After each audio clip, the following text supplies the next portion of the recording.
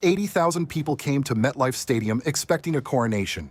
Five-time champions Brazil, the most decorated nation in the history of the game, opening their World Cup against a team that has never lifted the trophy at all. And for 30 minutes, the wrong team looked like the Giants. By the end of the night, Brazil were not celebrating a win. They were exhaling in relief. One goal each, a point apiece, and a warning the whole tournament heard. This is the story of how Morocco walked into the home of the World Cup final and made the favorites blink. Brazil won, Morocco won. A draw in the opening match of Group C, and on the balance of the 90 minutes, nobody could argue it was unfair. Ismael Saibari put Morocco ahead after 21 minutes. Vinicius Junior leveled it 11 minutes later. And from there, two heavyweight teams traded control until the final whistle. It was Brazil's first draw in a World Cup opener since 2018, and the first time in history that Vinicius Junior scored for Brazil and his team did not win. 8 matches, 8 victories before tonight. The streak broken by the bravery of the Atlas Lions.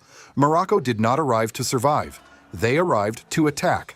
Within the first 10 minutes, they had outshot Brazil 5-1. Inside the first half hour, they had taken 12 shots. More than Brazil had conceded in any of their previous 6 full World Cup matches. This was not a smash and grab. This was domination. And it had a brain behind it. Brahim Diaz, the man who top scored at this year's Africa Cup of Nations, pulled the strings between the lines all night. In the 21st minute, he found the gap that defined the match. A perfectly weighted pass sliding straight between Marquinhos and Gabriel, splitting the Brazilian defense in 2. Onto it ran Ismael Saibari, 15 goals for PSV this season, with acres of space and ice in his veins. Alisson rushed from his goal. Saibari simply lifted the ball over him, a finish of genuine quality, and the traveling Moroccan support erupted. The first punch had landed, and it had landed clean. A lesser team folds there. Brazil had been outplayed, outpressed, and outthought. Their oldest World Cup starting lineup since 2006 was being schooled by a Moroccan side featuring 4 uncapped debutants. Carlo Ancelotti, on his very first World Cup match as Brazil's first ever foreign coach, watched his plan unraveling. And then, the reason Brazil is Brazil. In the 32nd minute, Bruno Guimaraes, quietly outstanding all night, threaded a pass into the feet of the one man you do not want on the ball with a yard of space. Vinicius Junior took a touch, shifted onto his right foot, and whipped a shot across Yashina Bunu into the far corner. His 10th goal for Brazil on his 50th appearance for his country. A moment of individual brilliance that the entire Brazilian philosophy is built around.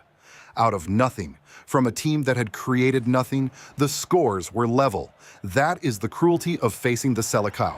You can be the better side for 30 minutes, and one flash of genius erases all of it. Ancelotti is not the most decorated manager in club football by accident. At halftime, he acted. Off came Roger Ibanez, badly exposed out of position at right back. Off came Casemiro, booked, struggling, and nursing a knock after a night to forget. On came Danilo and Fabinho. And the shape of the game changed. The second half belonged to Brazil. The shot count after the break finished 7-2 in their favor. They controlled the ball, squeezed Morocco deeper, and pushed for the winner that would have papered over everything that came before. But Morocco did not break.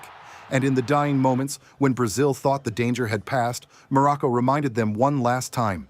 Deep into stoppage time, Alisson produced a vital double save to deny El Ainaoui and preserve the point.